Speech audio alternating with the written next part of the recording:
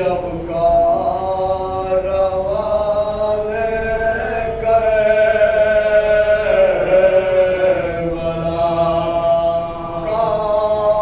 کارواں سالار دل جب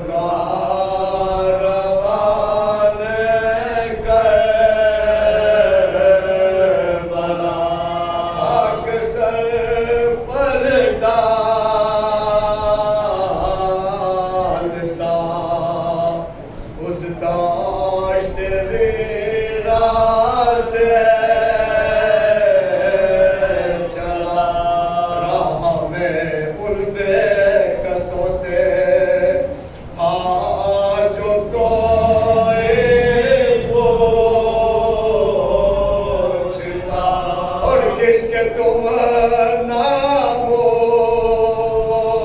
ناموس ہو اور کس کے ہو صاحب عذاب کالے کپڑے وہ دکھا کر کہتے تھے باش کو اس حسین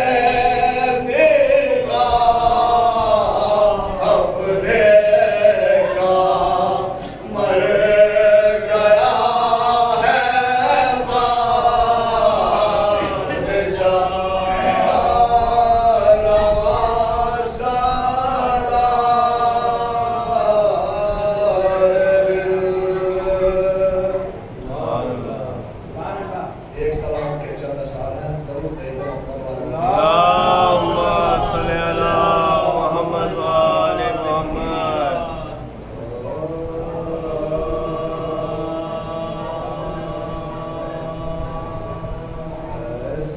سلامت شاہ کا چھوٹا سا لشکر آج بھی ہے سلامت شاہ کا چھوٹا سا لشکر آج بھی دیکھو زندہ ہے بہادر کے بہادر آج بھی ہے سلامت شاہ کا چھوٹا سا لشکر آج بھی ذکر ہر مجلس میں ہے ذکر پیغمبر کے ساتھ ذکر ہر مجلس میں ہے ذکر پیغمبر کے ساتھ کیسا روشن ہے میرے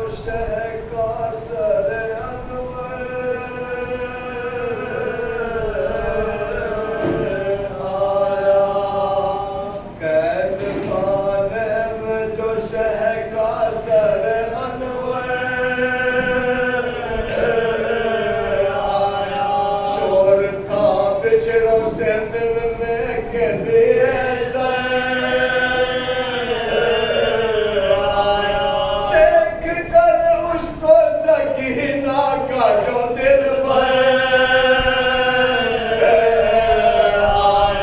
फर्क पर गिर पड़ेगा सिखा के जिगर फर्क पर गिर पड़ेगा सिखा के जिगर कहते छे छूट गया शिविर से पीछा अम्मा और मेरे लेने के लिए आए हैं बाबा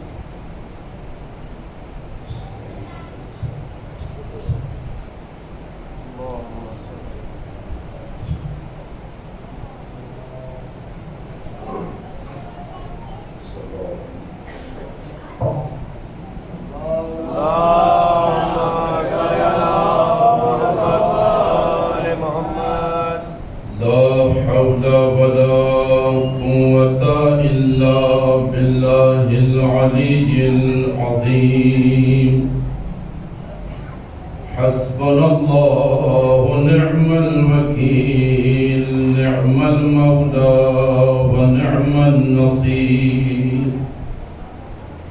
أعوذ بالله من الشيطان الرجيم.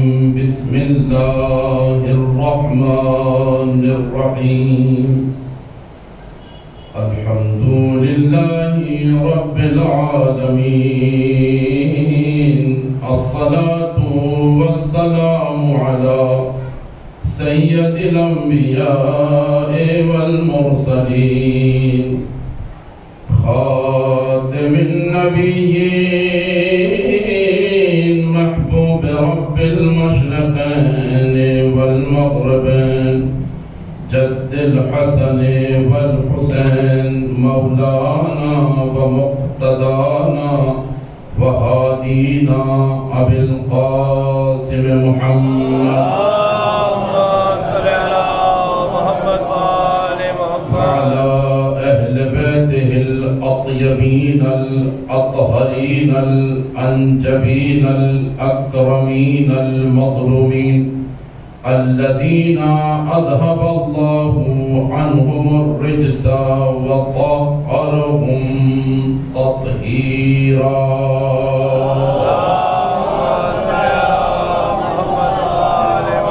رحمة الله على أعدائهم أجمعين من الآن إلى قيام يوم الدين. أما بعد فقد قال الله تبارك وتعالى وقوله الحق.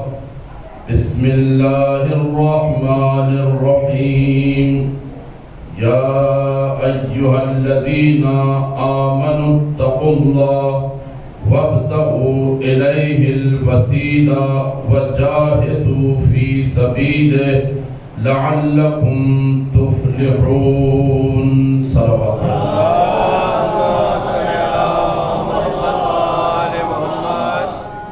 ہماری گفتگو چوتھے مرحلے میں آج داخل ہو رہی ہے. آیت سورہ مائدہ کی 35ویں آیت ہے جس کو میں نے عنوان سخن قرار دیا ہے اور آپ کی بہترین سماعتوں کے نظر کیا ہے.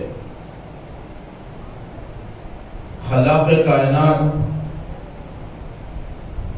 مومنین سے خطاب کرتے ہوئے تقوی کی سفارش کر رہا ہے. اے ایمان لانے والو تقوی الہی اختیار کرو اور وسیلے کو تلاش کرو. تلاش کے بعد رک نہ جانا بلکہ وجاہدوا فی سبیلہ، اس راستے میں ہمتاً کوشش کرتے رہنا. ایسا نہ ہو کہ کسی مرحلے میں جا کر تم وسیلے کو چھوڑ دو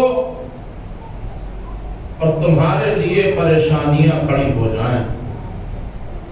ایسا کیوں ہے کہ ہم وسیلے کو بھی تلاش کریں اور اس کے سلسلے میں کوششیں بھی جاری رکھیں، تقوی الہی بھی اختیار کریں، تو آواز آئے گی لعلکم تفلحون، شاید کہ تم کامیاب ہو جاؤ.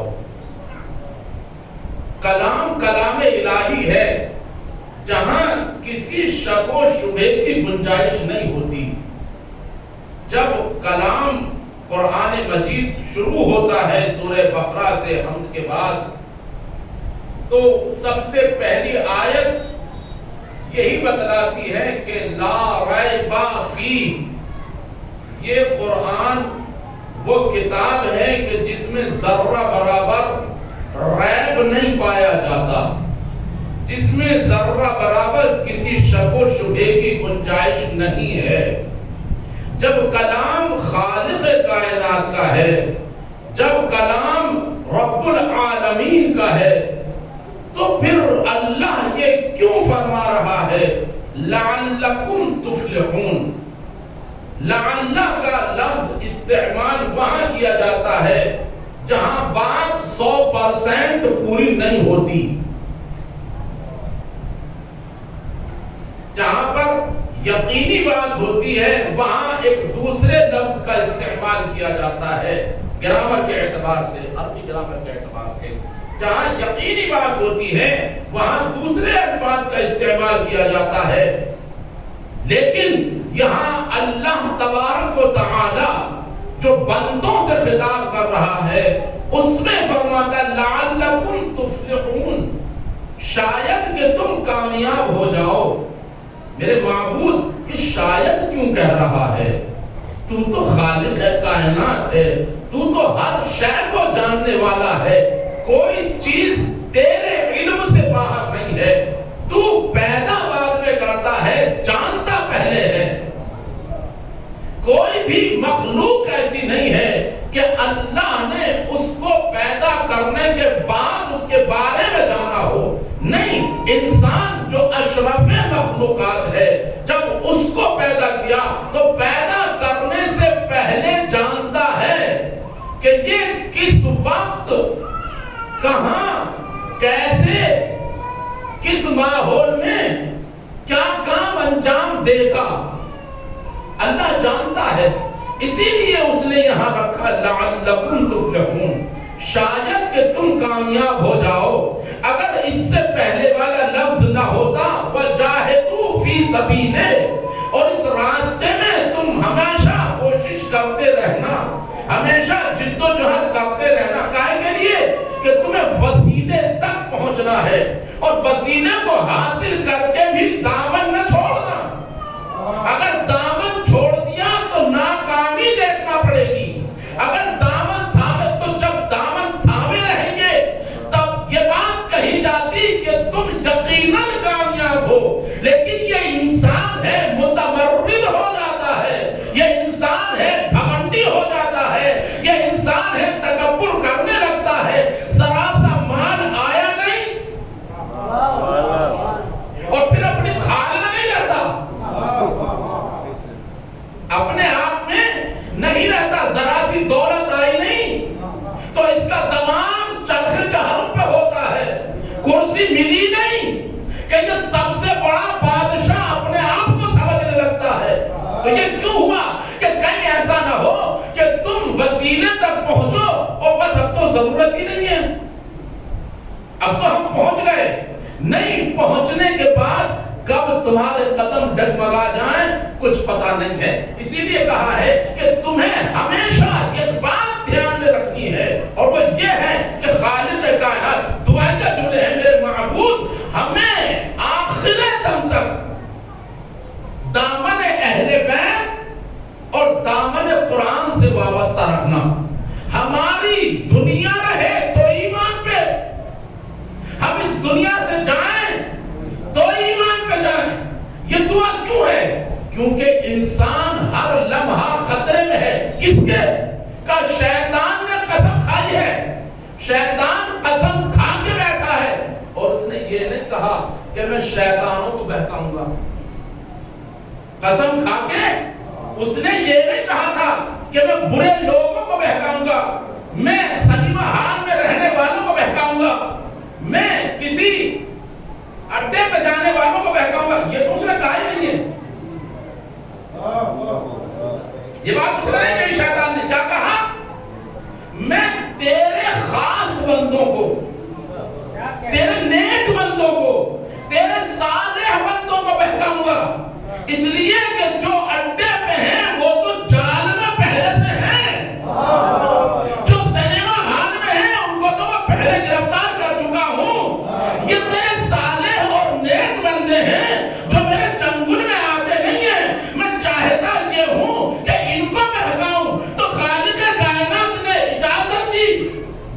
دیکھیں کانفیڈنس، دیکھیں وہ جو سب کو کانفیڈنس دیتا ہے، اس نے شیطان سے بھی کہا کہ جا تجھے بھی چھوڑ دیتا ہوں، تجھے بھی چھوٹ ہے، میں نے تجھے مہلت تو دی ہے وقت معلوم کی، اب تجھے بہکانے کی بھی چھوٹ ہے، بہکا لینا، لیکن مجھے بتا پہلے بہکائے گا کیسے، مجھے پہلے بتا کیسے بہکائے گا۔ تو دشائیں بتائیں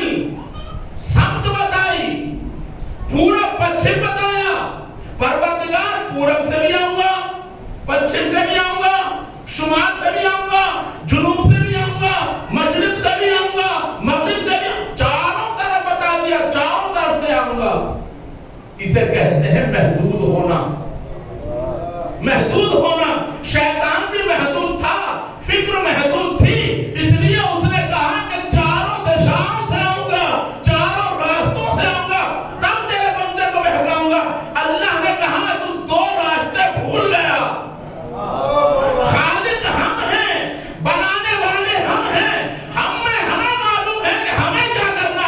کہ کیوں خالق کائنات کہ تو نے زمین کا راستہ بھی اور آسمان کا راستہ بھی، میرا بندہ جو میرا بندہ ہے، اللہ جسے اپنا بندہ کہے تو وہ یقیناً بندہ ہوگا. اس نے کہا شیطانی بندے نہیں بلکہ الہی بندے. جو میرا بندہ ہوگا سر کو سجدے میں رکھے گا تو معاف کر دوں گا، ہاتھوں کو اٹھا کے دعا کر لے گا تو اس کو بخش دوں گا. سلام پھیر جائے محمد والے.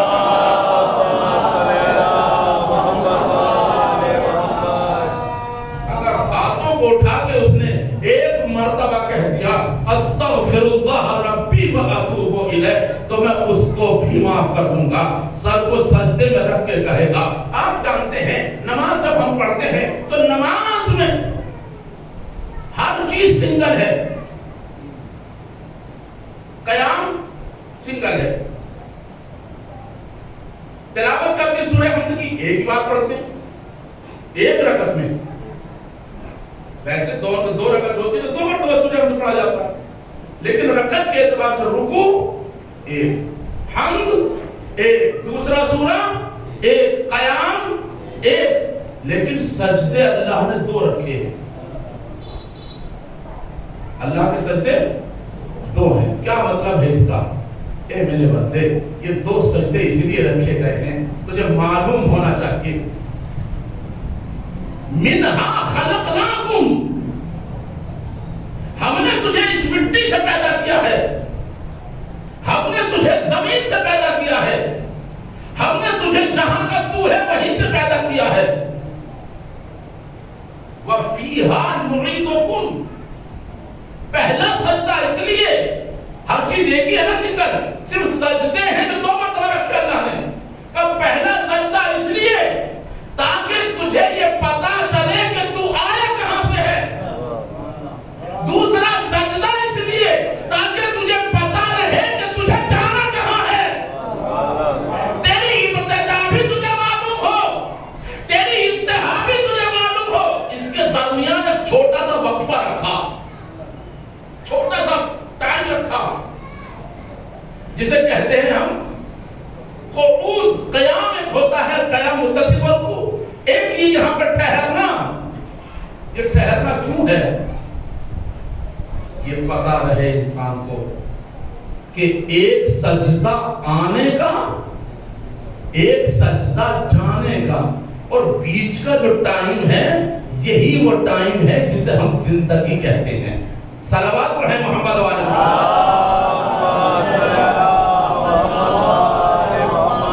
جو اس دنیا کی زندگی ہے وہ کتنی دیر کی ہے، لیکن اس میں بھی کیا رکھا؟ استغفر اللہ ربی واتوب الیہ. یہ جو چھوٹا سا ٹائم ہے اس کے اندر بھی رکھا کہ ہم توبہ کریں.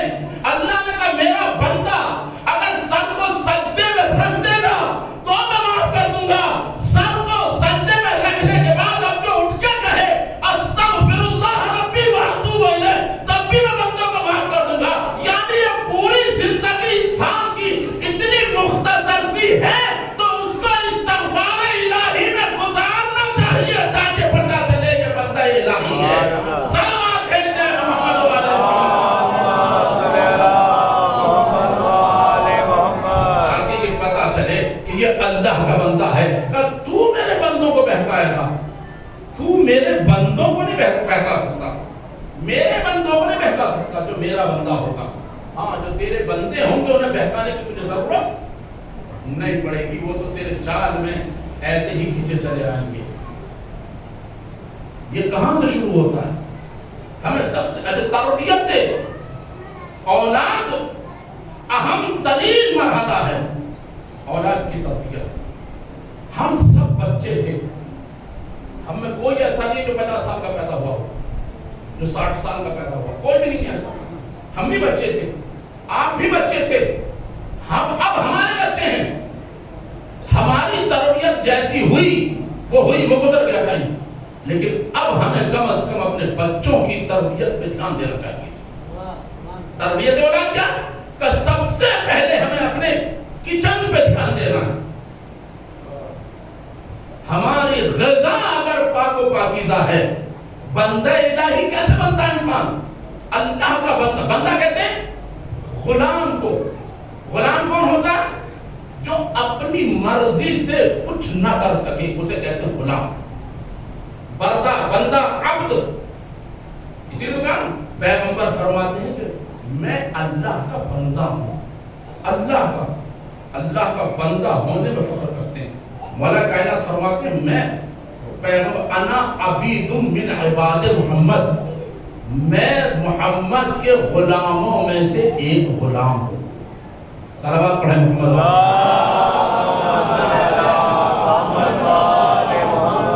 مولا کائنات فرماتے ہیں کہ میں پیغمبر کے، لیکن یہ نہیں کہ ہم ان کو غلام کہیں گے، ہمیں غلام وہ ہمارے آقا ہیں، وہ ہمارے مولا ہیں، وہ ہمارے سید و سردار ہیں، ہمیں ان سے متوسل ہونے کی ضرورت ہے۔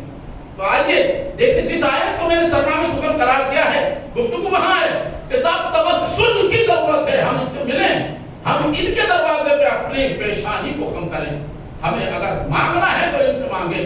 آج کل چل گئی ہے بات، میں نے پہلی مجلس میں بھی یہ بات عرض کی تھی غالباً، کہ وہ ایک خبیث جو مجمع اکٹھا کرتا ہے، اس نے کہا کہ محمد تو مر گئے،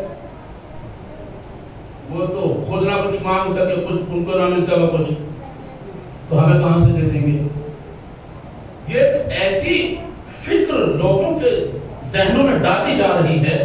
اچھا مجھے یہ سمجھ میں نہیں آتا کہ وہ اتنا بڑا مجمع کیسے اکٹھا کر لیتا، کتنا پیسہ خرچ کرتا ہے، کہاں سے اس کے پاس یہ سب آتا ہے، لیکن لوگ آتے اور سنتے بھی ہیں۔ اچھا کون کون ہوتا ہے اس میں؟ یقیناً اہل بیت کا چاہنے والا تو کوئی نہیں ہوتا، اتفاق کرتی ہے۔ تو جو بھی ہوتا ہے وہ تماشا کرنے والا جو ہوتا ہے، جادوگر، لوگ آتے ہیں، آگ کی صفائی دیکھتے ہیں اس کی، تو وہ بھی مجمع اکٹھا کر لیتا ہے، یہ بھی ایسا ہی مجمع اکٹھا کرتا ہے، ایسا ہی مجمع ہے یہ، اس سے آگے کا نہیں ہے۔ قرآن کی آیات کی تلاوت کرتا ہے، ارے بھیا قرآن کی تلاوت کیوں کر رہا ہے؟ تجھے تو یقین ہی نہیں ہے نا قرآن پہ، تو تجھے قرآن کی آیتوں کی تلاوت کرنے کی ضرورت نہیں ہے۔ بہت ساری آیات ایسی ہیں، تقریباً کم سے کم 500 آیات ایسی ہیں جو میرے مولا کی شان میں نازل ہوئی ہیں۔ شان امیر المؤمنین میں جو آیات نازل ہوئی ہیں وہ یہ 500 آیات ہیں کم سے کم۔ یہ ہماری روایت نہیں ہے، یہ اہل سنت کی روایت ہے۔ تفسیر کبیر لکھنے والے فخر الدین رازی، انہوں نے یہ لکھا کہ کم سے کم 500 آیات ہیں جو امیر المومنین کی شان میں نازل ہوئی۔ فخر الدین رازی بہت بڑا نام ہے اہل سنت کا، وہ یہ لکھتے ہیں کہ امیر المومنین کی شان میں نازل ہونے والی آیات کم سے کم 500 ہیں۔ تو 500 آیات بھی کو مان لیا جائے۔ امیر المومنین کون ہے؟ پیغمبر اسلام ایک آیت نازل ہوئی، حضور اکرم صلی اللہ علیہ وسلم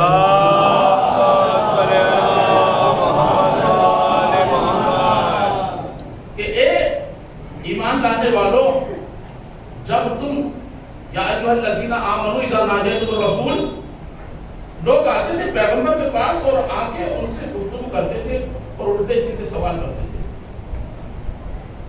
پیغمبر واضح ہوتی تھی۔ اچھا رسول تو کچھ کہتے ہی نہیں تھے، رسول رحمت للعالمین میں ٹھہرے، رحمت للعالمین ہونے کے ناطے پیغمبر کچھ نہیں کہتے تھے، لیکن اللہ کو یہ بات پسند نہیں تھی۔ اللہ نے آیت نازل کی اور نازل کر کے کہا اے میرے حبیب ان سے یہ کہہ دو، اب جب یہ تم سے کوئی سوال کریں تو پہلے صدقہ دیں، پہلے صدقہ دیں، اس کے بعد کوئی سوال کریں گے۔ یہ آیت قرآن کی ہے اور اس کے لیے کہا گیا کہ یہ منسوخ ہو گئی۔ یہ آیت منسوخ کسے کہتے ہیں؟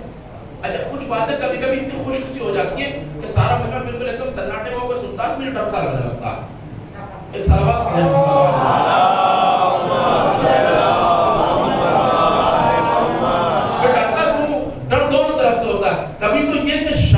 میں نہیں پہنچا پا رہا ہوں بات، تب اتنے سکون سے سن رہے ہیں، یا یہ لگتا واقعی بہت غور سے سن رہے ہیں، منبر سے اترتے ہی پکڑا جائے گا، تو دونوں طرف سے ڈر، خربوزہ چھری پہ گرے یا چھری خربوزے پہ گرے، تو ڈر مجھے ہی ہوتا ہے۔ ایک اور صلوات پڑھیں محمد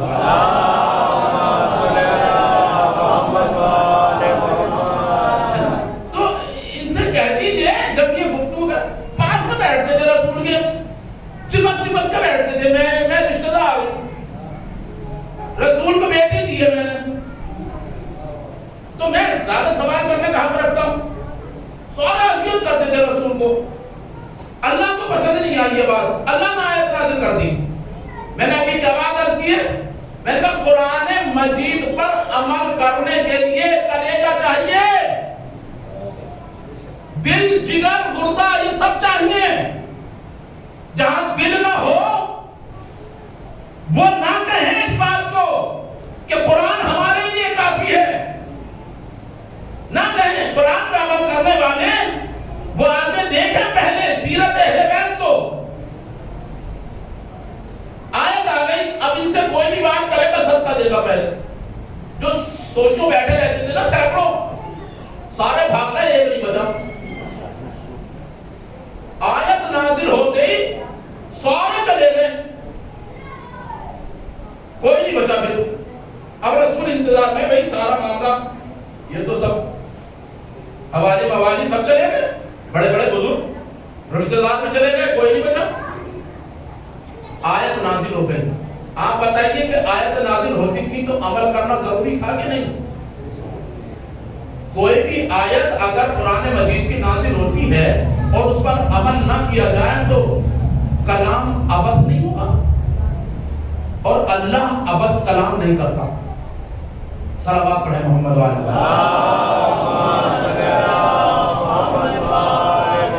عبث یعنی بیکار، آپ بہتر جانتے ہیں، عبث کہتے ہیں بیکار کو جس کا کوئی مقصد نہ ہو۔ کلام ایسا ہے کہ بیکار ہو، عبث ہو، اس کا عمل نہ کیا جائے۔ قرآن ہے، جبرائیل لے کے آیا ہے، لوح محفوظ سے لے کے آیا ہے، اور اللہ کو یہ بات پسند نہیں ہے کہ اس کے حبیب کو اذیت دی جائے، اور یہ سوال میں سوال کر رہے ہیں۔ اور پھر دعویٰ اس بات کا ہے حسبنا کتاب اللہ، ہمیں تو کتاب خدا کافی ہے۔ پھر دعویٰ اس بات کا ہے، مجھے بتائیں اس آیت پہ کس نے عمل کیا؟ جو آیت نجوہ قرآن مجید کی آیت ہے، اچھا جب عمل نہ ہو سکا نا تو کیا کہہ دیا کہ یہ منسوخ ہو گئی۔ جیسے کل میں نے عرض کیا تھا کہ جب معراج رسول کے سلسلے میں کوئی جواب نہ دے سکے تو کہہ دیا رسول کو معراج روحانی ہوئی تھی، جسمانی نہیں ہوئی تھی۔ ویسے ہی اس آیت کو کہہ دیا کہ منسوخ ہو گئی، یعنی اب یہ قرآن میں نہیں رہی، منسوخ اسے کہتے ہیں جو ختم ہو جائے، جس کے اوپر عمل نہ کیا جائے، جس کا کوئی فائدہ نہ رہے، اسے کہتے ہیں منسوخ۔ اور قرآن مجید میں جتنی آیات نازل ہوئی ہیں وہ سب ہیں، منسوخ ہونے والی چیز نہیں ہے۔ حکم منسوخ ہو سکتا ہے کہ اب اگر اس پہ عمل نہیں ہو رہا ہے، صلوات پڑھیں محمد وآل محمد۔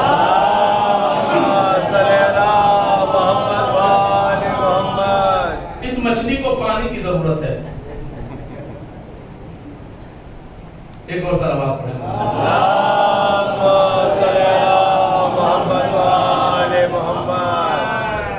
آیت قرآن پر عمل نہیں، وہ سب بھاگ گئے رسول کو چھوڑ کے۔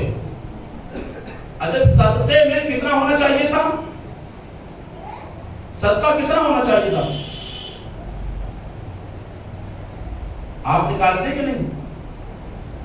کون کون نکالتا صدقہ؟ ایک آدھ نے ہاتھ اٹھایا، سب کیسے نکال رہے ہیں؟ آپ کو اپنی جان سلامت نہیں چاہیے؟ اگر سلامتی چاہیے تو صدقے کی عادت ڈالیں روزانہ۔ الصدقۃ ترد البلاء، صدقہ ہزاروں بلاؤں کو ٹالتا ہے۔ اور اگر خدا نہ خواستہ کبھی صدقہ دینے کے بعد مشکل آ بھی جائے تو یہ نہ کہنا صدقہ دے کے آیا تھا پھر مشکل آ گئی ہے، بلکہ تصور یہ رہے کہ صدقہ دے کے نکلا تھا، مشکل کم آئی ہے، ورنہ اس سے بڑی مشکل آ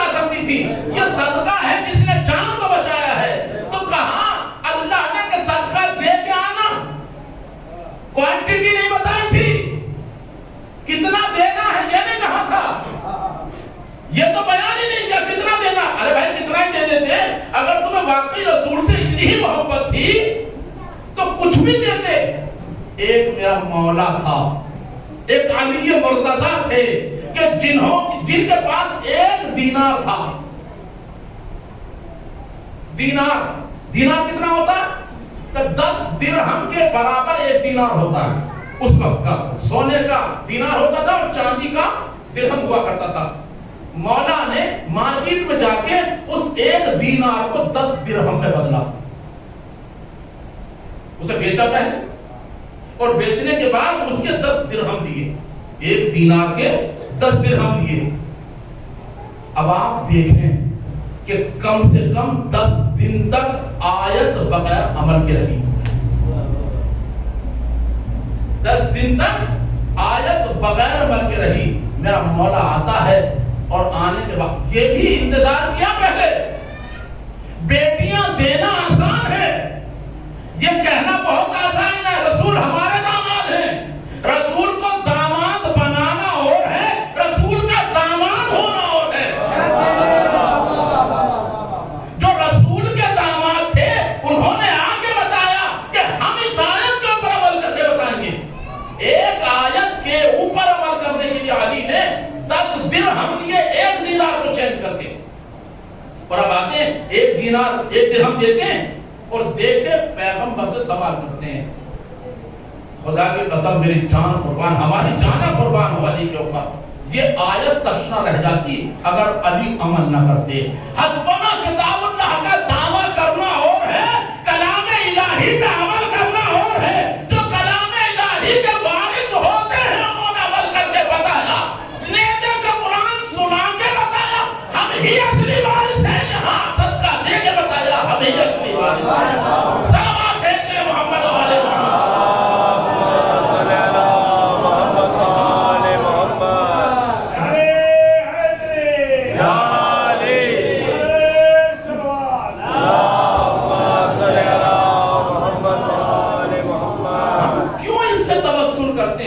اس لیے کہ یہ وہ ذوات مقدسہ ہیں. اگر یہ عمل نہ کریں تو پھر دنیا کا کوئی بندہ عمل نہیں کر سکتا. انہوں نے عمل کر کے بتایا ہے. ہر میدان میں جس کو بھی دیکھیں آپ, چاہے وہ محنت و مشقت کا میدان ہو, چاہے وہ عبادت الہی کا میدان ہو, ہر میدان میں انہوں نے پہلے ہر وہ عمل کر کے دکھایا جو ہم سے چاہا ہے. تقریباً ائمہ معصومین علیہ السلام کی اگر ہم آخری امام کو اس میں سے ہٹا لیں جن کی عمر اللہ نے 1200 برس کے قریب رکھی ہے, اس وقت اللہ ان کی حفاظت فرمائے, شر دشمنان سے محفوظ رکھے. اگر امام کو ہٹا لیں, چونکہ امام ظاہر نہیں ہے ہماری آنکھوں کے سامنے, جو ظاہری زندگی گزری ہے تقریباً 255 سال کا عرصہ ہے, اور اس 255 سال کو گزرے ہوئے بھی تقریباً اس وقت 1200 برس سے زیادہ تو گزر ہی چکے ہیں. 1443 ہجری چل رہا ہے, تو تقریباً اتنا بہت اچھا تو حساب نہیں ہے میرا, لیکن آگے پیچھے کا وہ بیش ایسا ہے کہ 1200 برس کے قریب گزر رہے ہیں. اس 1200 برس کے قرآن کا نازل ہونا بند ہو گیا. پیغمبر نے اس دنیا سے آنکھوں کو موندا, پیغمبر پہ وحی آنا بند ہو گئی. اب قرآن نازل نہیں ہوتا, لیکن معصومین کے جتنے اقوال ہیں وہ سب کے سب آج تک میں قرآن کے قابل عمل ہے اور قیامت تک ہوں گے. ایک معصوم کو بھی آپ ایسا نہیں دکھا سکتے کہ معصوم نے کوئی بات فرمائی ہو نہ فرمائی ہو اور ہم سے چاہا ہو آپ کیجئے, میں نہیں کروں گا. کسی معصوم کو نہیں دکھا سکتے, آپ کسی امام کو نہیں دکھا سکتے, جبکہ معصومین علیہ السلام نے ہزاروں کیا لاکھوں حدیثیں بیان فرمائی ہیں. اگر سارے معصوم کو دیکھا جائے 14 معصومین کو تو ہزاروں حدیثیں بیان فرمائی ہیں, لیکن سب کی سب وہ ہیں کہ جو ایک کہتا ہے وہی سب کا کلام ہوتا ہے اور سب قابل عمل ہیں. ہم ان سے کیوں توسل کرتے ہیں, ہم کیوں مانگتے ہیں ان سے, ہم کیوں ان کی چوکھٹ پہ جاتے ہیں؟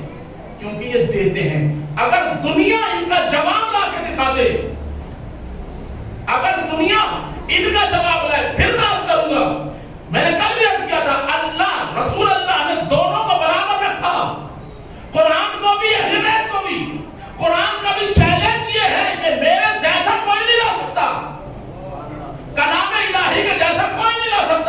لوگوں نے کوششیں بہت کی کہ ہم قرآن جیسا کلام لکھ لیں، لیکن چند قدم کے بعد دم توڑ دیا اور کلام الہی کے جیسا پیش نہ کر سکے. ہاں الٹا سیدھا تو بنایا، سورہ فیل کی جگہ ایک اور سورہ بنایا. علم ترا، بسم اللہ الرحمن الرحیم، علم ترا کیف فعل ربک باصحاب الفیل علم یجعل کیدہم فی تضلیل.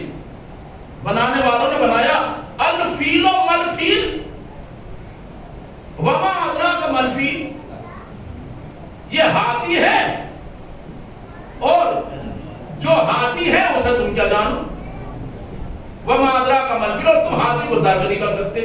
آپ اگر نیٹ پہ جائیے گا تو مل جائیں گے یہ سورہ جو قرآن کے مقابلے پہ ہے، جو لوگوں نے گڑھنے کی کوشش کی ہے، جو لوگوں نے بنانے کی کوشش کی ہے، لیکن کلام الہی کی بلاغت کو نہ پہنچ سکے. تم بکواس تو کر سکتے ہو، اللہ کے کلام کو ایک اور خبیث پیدا ہو گیا، خدا اس کو غارت کرے، کربٹ کربٹ جہنم نصیب کرے اسے. صلوات پڑھیں محمد و آل محمد. سرزمین لکھنؤ سے جس نے کہا نا کہ میں قرآن کی آیت کو نکال کے تو بدتمیز کو پتہ ہی نہیں ہے کہ یہ چیلنج ہے قرآن کا کہ قرآن میں ایک لفظ کی بھی کمی و زیادتی نہیں کی جا سکتی. دلیل دیا اس نے کہ صاحب یہ آیتیں فلاں زمانے کی تھی اور اب نہیں ہے، وہ زمانہ تو ختم ہو گیا تو ان کو بھی ختم کر دیا جائے. قرآن رہتی دنیا تک باقی رہے گا. قرآن کو کوئی چیلنج نہیں کر سکتا. قرآن نے تو چیلنج کیا ہے لیکن قرآن کو چیلنج نہیں کر سکتا. قرآن کا چیلنج کیا میرے جیسا نہیں لا سکتے. تو چیلنج ایک نہیں ہوتا. جب اللہ کے رسول نے یہ بیان کر دیا کہ دونوں برابر کے ہیں تو ہم نے توسل اس لیے کیا ہے ویسے نہ قرآن کا جواب لا سکتے ہو نہ اہل بیت کا جواب لا سکتے ہو. جس دن اہل بیت کا جواب لے آؤ گے ہم ان کے در پہ جانا چھوڑ دیں گے. نہ تم ایسا جواب لاؤ گے نہ ہم ان کا در چھوڑ پائیں گے. صلوات بھیج دے محمد علیہ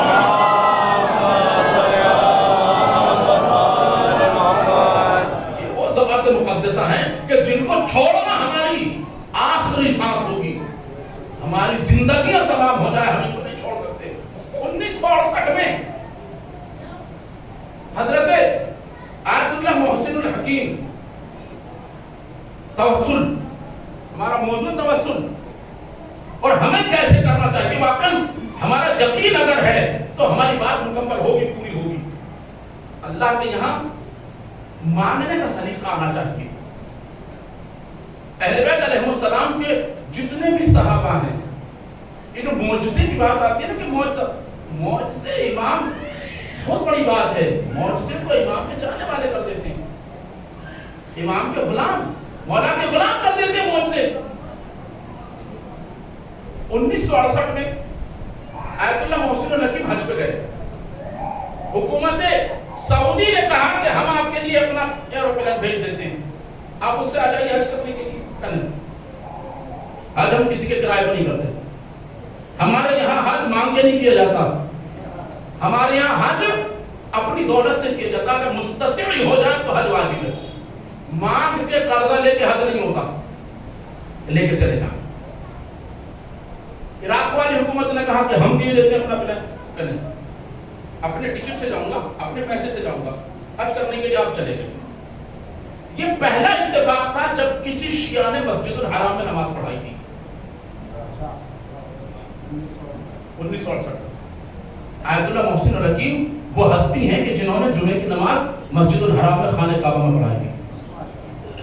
بہت سارے جب پتہ چلا نا حکومت کو کیا آ رہا ہے، ظاہر سی بات ہے آیت اللہ محسن الحکیم اس ہستی کا نام ہے جن کی تقلید مسلم تھی، یعنی ساری دنیا ساری شیعہ ان کی تقلید کرتی تھی.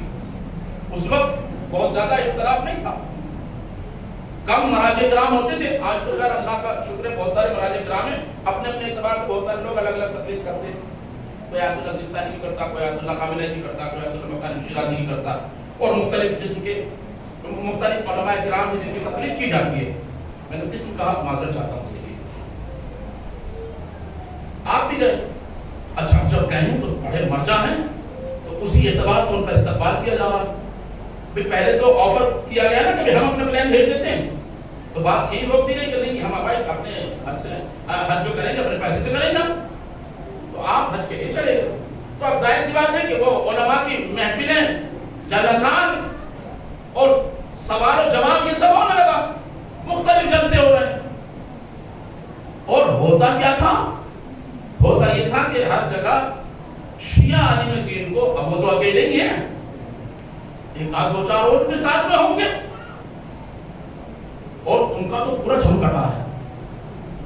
جلسہ ہے تو پورا ہال بھرا ہوا، یہاں سے مطلب مصروں کے بھی اور پتہ نہیں کہاں کہاں کے سب اکٹھے کر لیے، بلا لیے گئے سب. شاہ فیصل کہتا ہے، فیصل کا زمانہ تھا، شاہ فیصل کہتا ہے کہ یہ بتائیے ایک بات سمجھ میں نہیں آتی، کیا کہ آپ جو چاہتے ہیں کہ عراق ہے، ایران ہے، اور یہاں بھی بقی میں آتے ہیں آپ، جنرل بقی میں یہاں آ کے بھی ہم نے دیکھا ہے کہ آپ جو یہ مٹی اور گارے اور اینٹوں کی بنی ہوئی قبریں ہیں آئمہ کی، دوسرے امام، چوتھے امام، پانچویں امام، چھٹے امام، یہ جنت البقیع میں ہے. شہزادی کونین کے لیے بھی ایک جنت البقیع میں، اور بھی جناب ابو طالب، جناب خدیجہ وغیرہ، یہ وہاں جنت البقیع میں. تو آپ آتے ہیں اور ان کی زیارت کرتے ہیں، اور زیارت کرتے ہیں، یہ مٹی گارے کو، اس کو چومتے ہیں، قبروں کو ان کو چومتے ہیں. ہم نے ان کے قبوں کو گرا دیا اسی وجہ سے، اسی وجہ سے ہم نے ان کے قبوں کو، ان روزوں کو ہم نے خود منعقد کر دیا. 20ویں صدی چل رہی ہے، اب تو آپ کم سے کم عقل کے کام کریں. شاباش، وہ کہتا ہے کہ اب تو عقل کے کام کیجئے، علمی ترقی ہو رہی ہے، آپ ابھی بھی وہیں اینٹ گارے مٹی میں پھنسے ہوئے ہیں. میں نے دیکھا ہے، فوٹو میں دیکھا ہے، ویڈیو میں دیکھا ہے، وہاں جاتے ہیں، ایران جاتے ہیں، عراق جاتے ہیں، آپ وہاں جا کے ان کو جو قبریں بنی ہوئی ہیں آپ کے ائمہ کی، وہ سونے چاندی کی زرعیں بنی ہوئی ہیں، آپ ان کو جا کر چومتے ہیں. 20ویں صدی ہے، آپ کچھ ترقی کا کام کیجئے، علم کا کام کیجئے کچھ. آپ کہاں اس گارے مٹی سونے چاندی میں پھنسے ہوئے ہیں؟ آیت اللہ محسن الحکیم بیچارے خاموش، کیا جواب ہے؟ یہ بادشاہ علمی جواب تو اس کے عقل میں آئے گا نہیں. میں علمی جواب تو بہت سارے دے سکتا ہوں، لیکن علمی جواب کوئی آئے گا نہیں اس کے عقل میں. اور مولا ابوالفضل عباس سے متوسل ہوئے، اے میرے مولا، میرے ذہن میں کوئی ایسا جواب آ جائے کہ جو اس بادشاہ کو خاموش کر دو اور قانع کر دو. دیکھیں، مانگنے کی شرط ہے، آپ کی بھی دعا رد نہیں، اور دعا رد نہیں ہوتی ہے. دعا کسی مومن کی رد نہیں ہوتی، اس پر گفتگو بعد میں ہوگی. کسی مومن کی دعا رد نہیں ہوتی. بات آگے ہے تو اس کو عرض کروں گا انشاءاللہ، مجھے یاد رہ جائے. ہم سب کہتے ہیں کہ ہماری دعا قبول نہیں ہوتی، سب کی دعا قبول ہوتی ہے. میرے پاس دلیل ہے، دلیل دوں گا انشاءاللہ. سب کی دعا قبول ہوتی ہے. فرق ہے کیسے ہوتی ہے، کب ہوتی ہے. اللہ اپنے بندوں کو پیدا کرنے کے بعد یہ نہیں چاہتا کہ اپنے بندے کی آواز کو نہ سنے. سب کو اپنے بنائے ہوئے سے محبت ہوتی ہے. کمہار تک جو بناتا ہے برتن مٹی کے، وہ آسمان کی طرف آنکھوں کو اٹھا کے کہتا ہے پروردگار بارش نہ ہو. یہ میں نے اپنے ہاتھوں سے بنا کے بندہ جس کو اللہ نے اپنی عبادت کے لیے بنایا ہے، کیا اس کی آواز کو بندے کی نہیں سنے گا پروردگار؟ وہ ضرور سنے گا، سنتا ہے. دلیل ہے میرے پاس، عرض کروں گا. پروردگار ایک مرتبہ متوسل ہوتے ہیں کہ مولا عباس، 3 ہستیاں ہیں جن کو باب الحوائج کہا گیا. 3 ہستیاں، مولا ابوالفضل عباس علیہ السلام،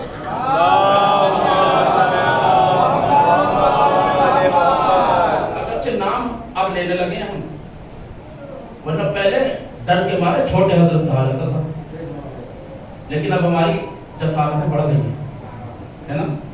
پہلے چھوٹے حضرت کہتے تھے، چھوٹے حضرت کی نسل ہے. آپ سے متوسل ہوئے، مولا میرے ذہن میں اس وقت کوئی ایسا جواب آ جائے کہ یہ چپ ہو جائے، یہ بادشاہ خاموش ہو جائے. ایک مرتبہ ابھی کچھ کہہ ہی رہے تھے لبوں سے، کہتے کہ ابھی میری بات پوری نہیں ہوئی تھی مکمل. ایک شخص دروازے پہ آیا اور آنے کے بعد اس نے وہیں سے چلانے کہا، بادشاہ سلامت. کیا بات ہے؟ کہا قرآن لے کے آیا ہوں آپ کے لیے ہدیہ. بڑا پرانا قرآن ہے، قرآن کے کچھ اجزاء ہیں، کچھ پارے ہیں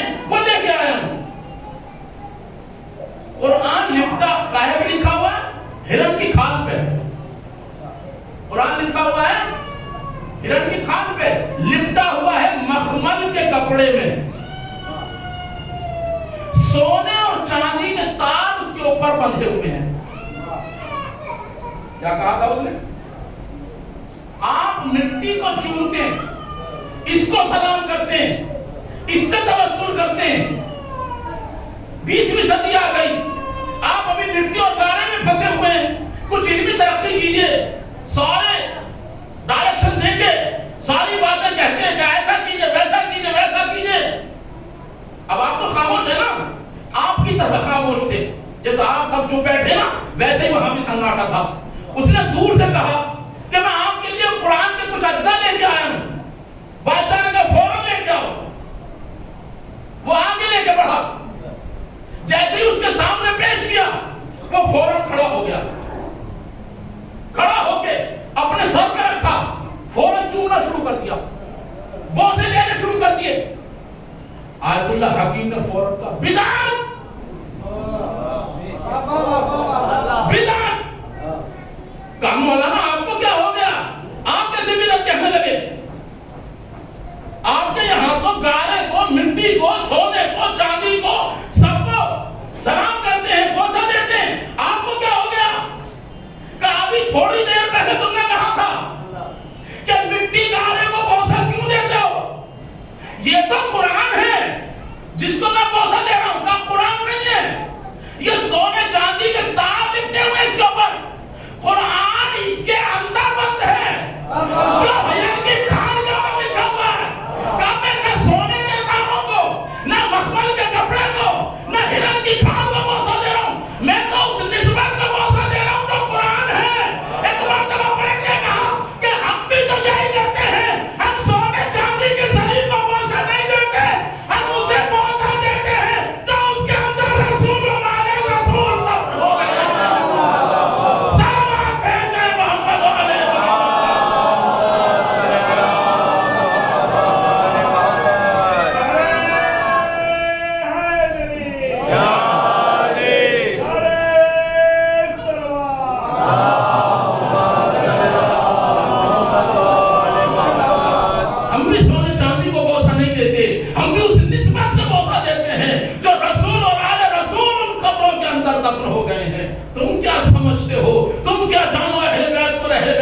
کو ہم مانگتے اس لیے ہیں کہ یہ دیتے ہیں تو ہم لیتے ہیں، اللہ انہیں دیتا ہے یہ ہمیں دیتے ہیں۔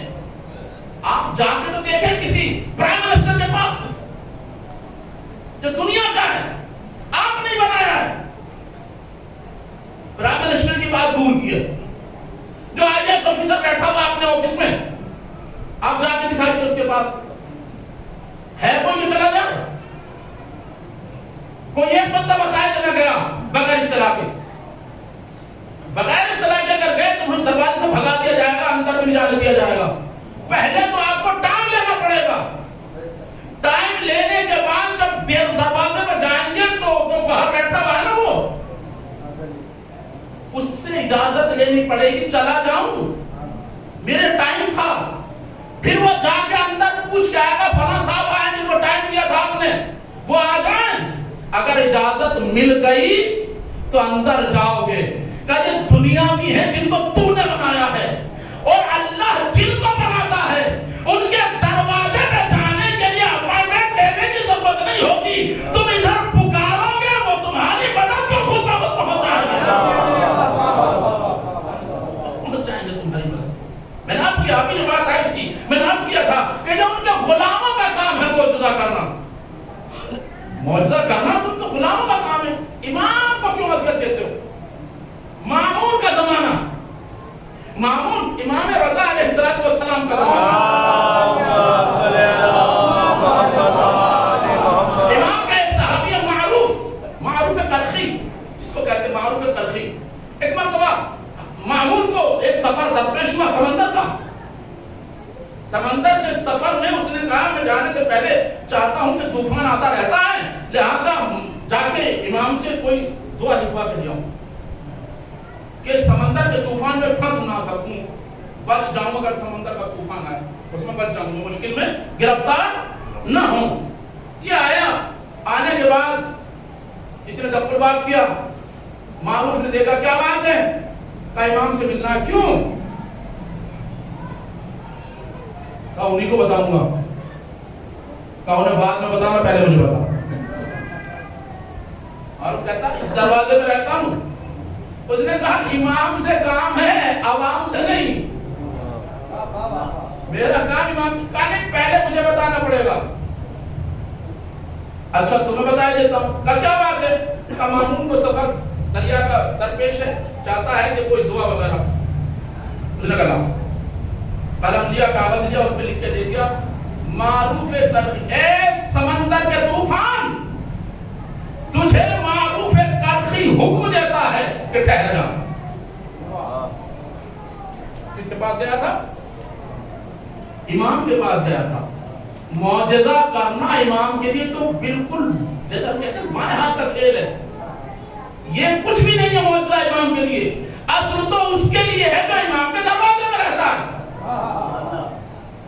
وہ معجزہ کر کے دکھائے تو کمال ہے۔ اس نے کہا کہ معروف کرخی سمندری طوفان، تجھے معروف کرخی امام رضا کا صحابی تجھے حکم دیتا ہے کہ ٹھہر جا، اور یہ لکھ کے لپیٹ کے لے جا۔ وہ لے کے چلا گیا، سفر شروع ہوا، جیسا سوچا تھا ویسا ہوا، سمندر میں طوفان آیا۔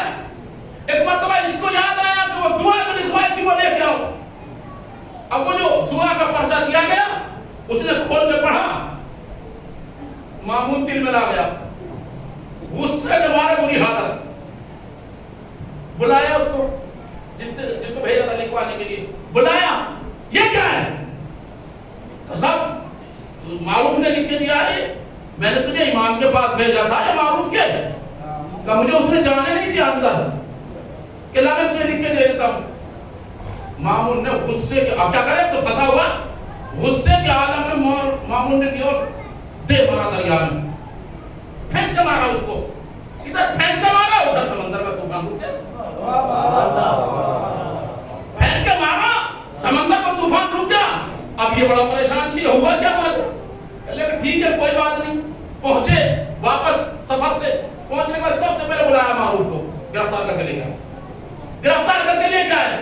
کہا سرکار کیا بات ہے، میری کیا خطا ہے؟ کہ پہلے یہ بتا تیری اتنی ہمت کب سے ہو گئی کہ تو امام کا کام انجام دینے لگی؟ تیری ہمت کب سے ہو گئی؟ میں نے امام کے پاس بھیجا تھا اور تو نے یہ لکھ کے دے دیا، تو تیری ہمت کب سے ہوئی؟ تو کب سے اپنا آپ کو امام سمجھنے لگا؟ وہ کہتا میں نے اپنے آپ کو امام نہیں سمجھا، میں نے امام کا غلام ہی سمجھا ہے، میں نے لکھا تھا امام رضا کا غلام اور صحابی تجھے حکم دیتا ہے ٹھہر جا، میں نے نہیں کہا تھا امام لکھ کے دے رہا ہے، یہ نہیں کہا تھا میں نے۔ اور جہاں تک تیرا سوال ہے کہ تجھ میں کب سے جرأت پیدا ہو گئی، تو سن، میرا مولا میرے نام کو کئی مرتبہ اپنی زبان پہ جاری کرتا ہے، میرے نام کو میرا مولا امام رضا علیہ السلام صبح سے شام تک کئی مرتبہ اپنی زبان اقدس پہ میرے نام کو جاری کرتا ہے۔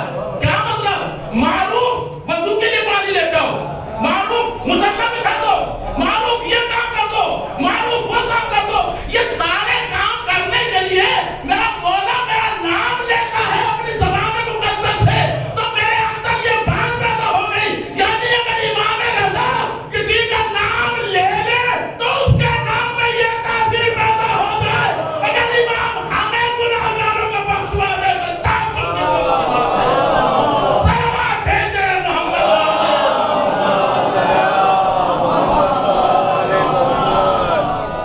تو دنیا کو حیرت و تعجب نہیں کرنا چاہیے اس بات کے اوپر، کیونکہ یہ معجزہ معمولی سا کام ہے جو امام کے غلام کیا، جو امام کے خاص چاہنے والے کیا کرتے ہیں، امام کو ان مشکلات میں نہیں ڈالتے۔ یہی وجہ ہے کہ لوگ ائمہ علیہ السلام کے دشمن ہوتے چلے گئے۔ جب یہ کمال دیکھا کہ ان کے اندر یہ کمال پایا جاتا ہے، لوگوں نے دشمنی کرنا شروع کر، یہاں تک کہ ان کو زہر دینا شروع کر دیا، کسی کو قتل کرنا شروع کر دیا، تاکہ ان کی ساکھ باقی ہے۔ لیکن साथ बाकी नहीं, जालिम बाकी नहीं रहता। जालिम की उम्र उतनी ज्यादा नहीं होती।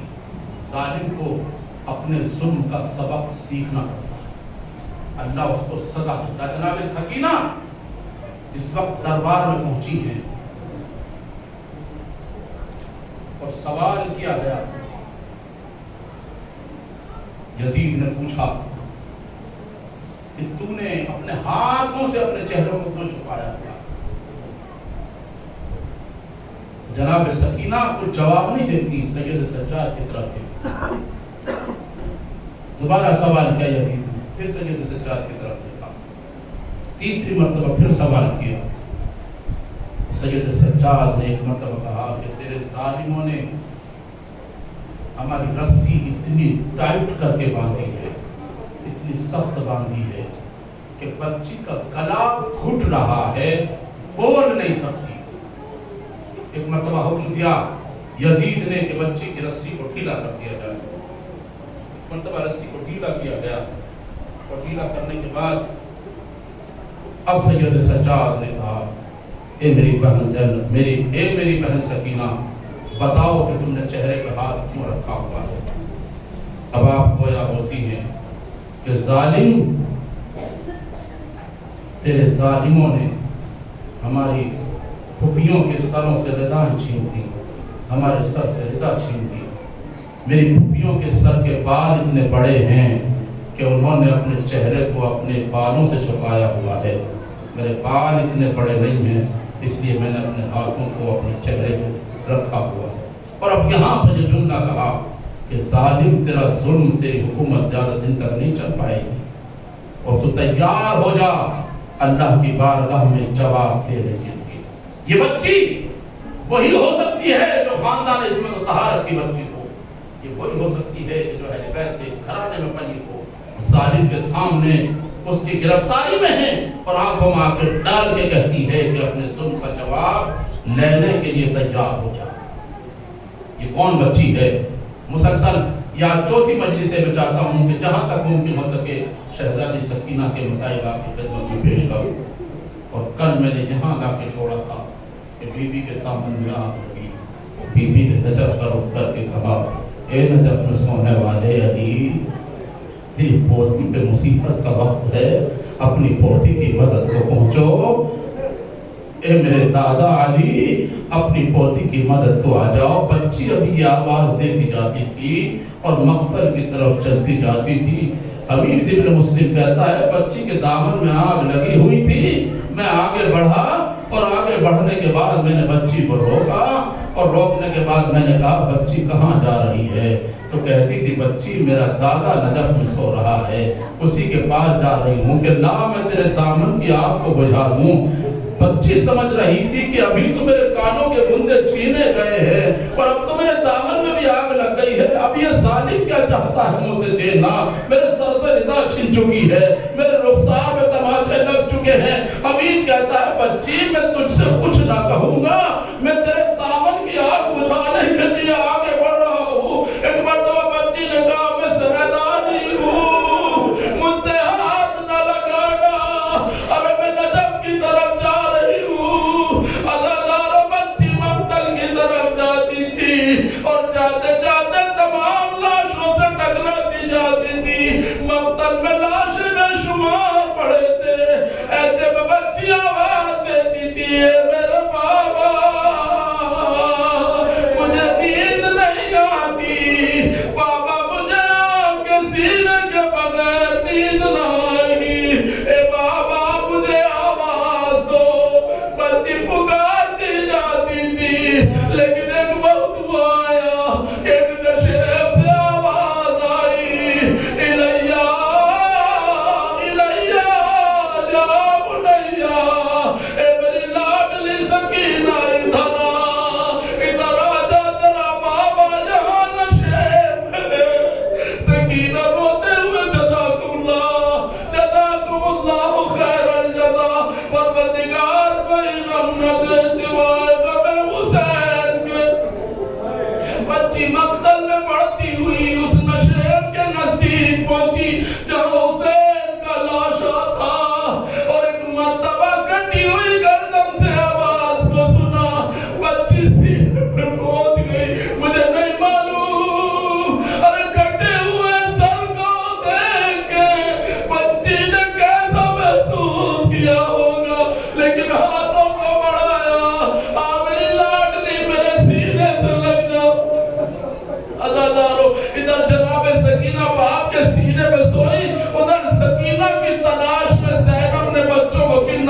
کیا، تمام بچوں کو جب شمار کر لیا، ام کلثوم سے کہتی ہے بہن زین، بہن ام کلثوم، ارے حسین کی امانت، میرے بھائی کی امانت، سکینہ نظر نہیں آتی، اے بہن دیکھو تو صحیح سکینہ کدھر ہے۔ ایک مرتبہ دونوں بہن نکلی اور نکلنے کے بعد ایک نے فرات کا رخ کیا اور ایک نے مقتل کا رخ کیا۔ فرات کی طرف بڑھتے بڑھتے آواز دی، کسی سوار کو دیکھا، اے سوار اتنا تو بتا، تو نے کسی بچی کو تو نہیں دیکھا؟ سوار کہتا ہے میں نے دیکھا تو نہیں ہے، مگر ہاں جب میں فرات میں اپنے گھوڑے کو پانی پلانے کے لیے گیا تو ایک بچی کی آواز آ رہی تھی، بابا، کہاں ہو میرے بابا؟ میرے گھوڑے نے پانی نہیں پیا۔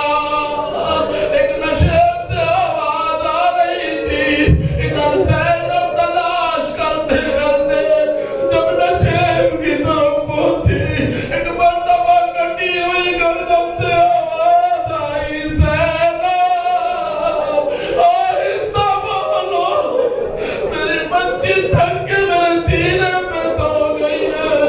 زینب نشیب میں پہنچی، ایک مرتبہ سکینہ کو ٹانا ہلایا، اے میری لاڈلی، مجھے یہ تو بتا تو نے لاش کو پہچانا کیسے؟ ارے دو طرح سے لاش پہچانی جاتی ہے، یا سر کے ذریعے یا لباس کے ذریعے۔ میرے بھائی کا لباس بھی چھن گیا، میرے بھائی کا سر بھی کٹ گیا۔ کہتی ہے پھوپھی اماں، جب میں مقتل میں آئی میں نے آواز دی بابا، تو اسی نشیب سے آواز آئی تھی، میں سمجھ گئی یہی میرا بابا ہے۔ ارے زینب نے سکینہ کو سنبھالا، بچوں میں بٹھایا اور پھر واپس آئی زینب۔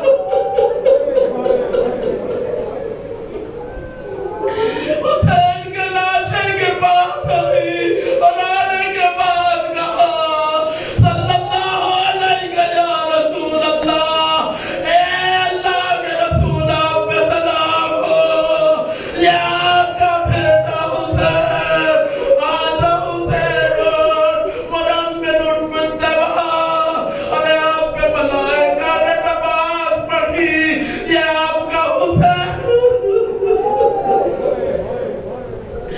لاشیں نے نیچے ہاتھوں کو لگایا اور لگانے کے بعد آواز دی، ربنا تقبل منا هذا القلیل، میرے معبود میری معمولی سی خدمت کو قبول کر۔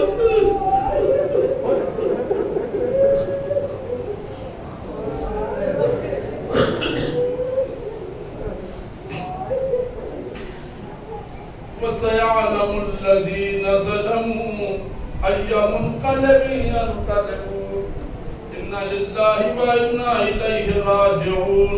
دست دعا بلند کریں، یا سریع الرضا اغفر لمن لا يملك إلا الدعاء فإنك فعال لما تشاء، یا من اسمه دواء وذكره شفاء وطاعته غنى، ارحم من رأس ماله الرجاء وسلاحه البكاء، يا سابغ النعم يا دافع النقم، يا نور المستوحشين في الظلم، يا عالما لا يعلم، صل على محمد وآله الطاهرين۔